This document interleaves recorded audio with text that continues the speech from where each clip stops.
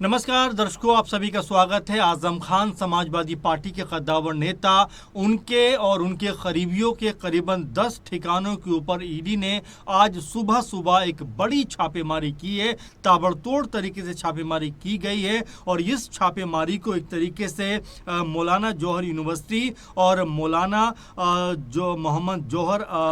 अली जो ट्रस्ट है उससे जोड़कर देखा जा रहा है, क्योंकि वित्तीय लेन देन का ये मामला जो है बताया जाता है, जिसमें तमाम दस्तावेज और तमाम लोगों के ऊपर जो छापेमारी की गई है उनसे बहुत सारे दस्तावेज लिए गए हैं। जो वित्तीय जो लेन देन हुआ है उसको लेकर तमाम सारे सवाल पूछे गए। हालांकि अभी पूरी इंफॉर्मेशन निकलकर सामने नहीं आई है, लेकिन ये तो माना जा रहा है कि जौहर यूनिवर्सिटी को जब बनाया जा रहा था तो आखिर कहाँ कहाँ से पैसा आया, वो पैसा किस तरह से खर्च हुआ, किस किस लोगों ने पैसा दिया, इन तमाम चीज़ों की जानकारी जुटाने का काम यहाँ पर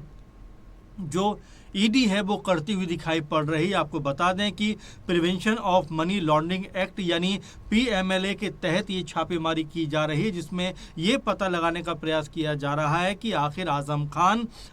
के मामले में जुड़ी हुई जो लेन देन प्रक्रिया है वित्तीय, वो कहाँ कहाँ से हुई है, किस किस लोग ने उनको सपोर्ट किया है, कहाँ कहाँ से पैसा आया है और उस पैसे का किस तरह से इस्तेमाल किया गया है। इन तमाम चीज़ों की जांच जो है वो ईडी यहां पर करती हुई दिखाई पड़ती है। आपको बताते चलें कि कुछ दिनों पहले ही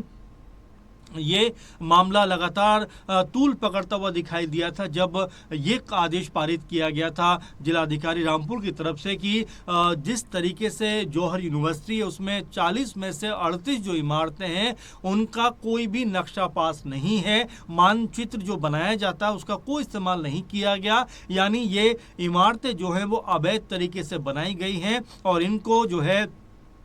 ध्वस्त करने का आदेश तक जारी कर दिया गया। खैर उसके बाद में ये आदेश पर रोक लग जाती है, लेकिन यहाँ पर एक बड़ा मामला निकलकर सामने आता है जहाँ पर आजम खान और उनसे जुड़े हुए तमाम लोगों के ऊपर एक बड़ी कार्रवाई होती हुई दिखाई पड़ी है। एक बड़ी छापेमारी हुई है जिसमें तमाम वित्तीय लेन देन की जाँच जो है वो ईडी यहाँ पर करती हुई दिखाई पड़ रही है। हालांकि अभी तक क्या कुछ मिला है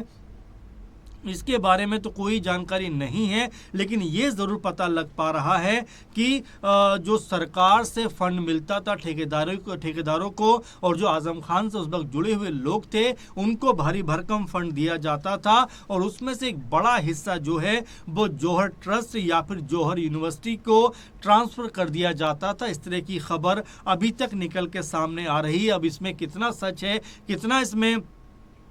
जो बात कही जा रही है वो कितना पुख्ता तौर पर उसमें सच्चाई है, ये तो कुछ समय के बाद पता चल जाएगा। लेकिन फिलहाल जो अटकलबाजियां हैं वो इस तरह की लगती हुई दिखाई पड़ती है कि क्या एक बार फिर आजम खान के ऊपर शिकंजा कसा जा रहा है, क्योंकि आजम खान और उनके बेटे तो पहले ही जेल में हैं और कुछ दिनों पहले समाजवादी पार्टी के जो बड़े नेता हैं शिवपाल यादव वो भी उनसे मिलने पहुंचे थे और मिलने के बाद आजम खान को लेकर वो ये कुछ कहते हुए नजर आए थे कि भाई अगर हमारी सरकार आती है तो हम उनको यानी आजम खान को गृह मंत्री बनाएंगे। और उनके इस स्टेटमेंट के बाद में उत्तर प्रदेश की राजनीति में काफ़ी ज़्यादा उबाल देखने को मिला था, क्योंकि संजय निषाद से लेकर सीएम योगी तक ने इस पूरे बयान के ऊपर तंज कसा था और एक तरीके से आजम खान को कटघरे में खड़ा किया था। लेकिन इस तरह की उम्मीद किसी को भी नहीं थी कि इतनी बड़ी कार्रवाई ईडी की तरफ से भी हो सकती है, क्योंकि आजम खान उनके बेटे अब्दुल्ला आजम पहले ही रामपुर जेल के अंदर बंद हैं। तो आखिर ईडी की इस कार्रवाई को क्या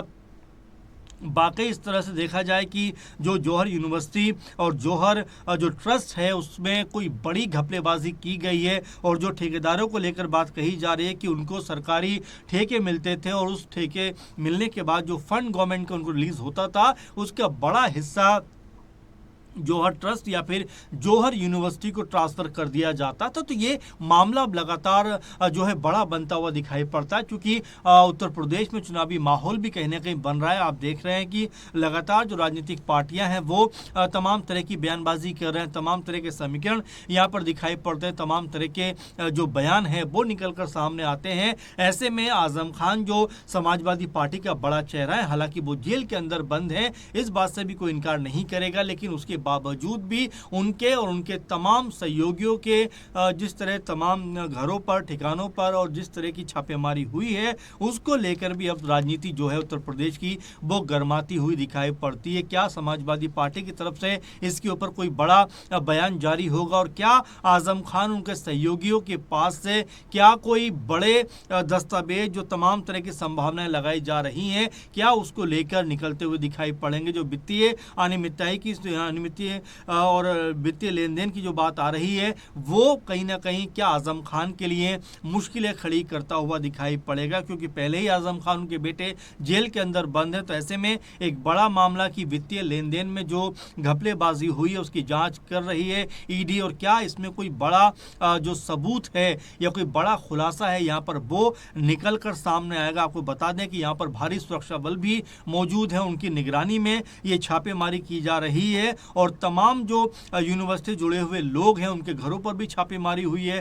जो यूनिवर्सिटी परिसर है उसमें भी तमाम तरह के सबूत खंगाले जा रहे हैं। तो ऐसे में अब एक बार फिर जौहर यूनिवर्सिटी चर्चाओं का विषय बनती हुई दिखाई पड़ रही है और साथ में आजम खान को लेकर एक बार फिर से माहौल गर्माता हुआ नजर आ रहा है कि क्या उत्तर प्रदेश में चुनावी माहौल में आजम खान के ऊपर शिकंजा और ज्यादा सख्त होता हुआ दिखाई पड़ेगा, क्योंकि जिस तरह से ताबड़तोड़ ये छापेमारी हुई है उसके बाद में अब हो सकता है कि समाजवादी पार्टी की तरफ से भी इसके ऊपर बयानबाजी हो और समाजवादी पार्टी ये कहे कि पॉलिटिकल तौर पर या पॉलिटिकल रंजिश के तहत ये सब कुछ किया जा रहा है। लेकिन जिस तरह से ईडी सुबह से कार्रवाई कर रही है न सिर्फ आजम खान के ठिकानों पर बल्कि उनसे जुड़े हुए तमाम लोगों के ठिकानों पर, यह खबर है कि इसमें रामपुर, सहारनपुर और भी तमाम जगह पर जो है ये छापेमारी की जा रही है और इसमें सुरक्षा के पुख्ता इंतजाम किए गए हैं, क्योंकि भारी सुरक्षा बल भी यहाँ पे नजर आ रहा है। तो ऐसे में अब बड़ा सवाल अपने आप में बनकर ये निकल कर सामने आएगा कि क्या जो दावा किया जा रहा है कि भाई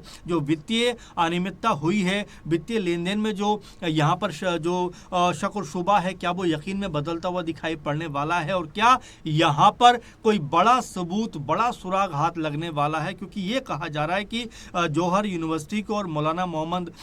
जो अली जौहर ट्रस्ट को भी बहुत भारी भरकम पैसे को ट्रांसफर कराया गया है, पैसा इसमें आया है। अब ये पैसा कहाँ से आया है, किस तरह से आया है और उस पैसे का किस तरह से उपयोग किया गया है, इन तमाम तथ्यों को जो है ईडी खंगालती हुई दिखाई पड़ रही है। तमाम कागजात अब ईडी के पास में है, तमाम जो डिजिटल भी जो कह सकते हैं कि सबूत अब ईडी के पास में पहुंच रहे हैं। तो ऐसे में कई तरह के सवाल यहाँ पर उभर कर सामने आ रहे हैं कि पहले से ही जेल में बंद आजम खान के ऊपर क्या कानूनी शिकंजा और ज़्यादा जो है सख्त होता हुआ दिखाई पड़ेगा और क्या जो संभावनाएं जताई जा रही हैं कि पैसा कहाँ कहाँ से आया, तो क्या उस पैसे का सोर्स भी पता चल पाएगा और पैसा कितना आया, किस तरह से खर्च हुआ, क्या उसके बारे में भी ईडी पता लगा पाएगी। तो अभी तमाम तरह की इसमें जांच चलती हुई दिखाई पड़ रही है, लेकिन ये अब मानना पड़ेगा कि आजम खान की मुश्किलें जो हैं इस ईडी जांच के बाद लगता है और बढ़ती हुई दिखाई पड़ेंगी। अब ऐसे में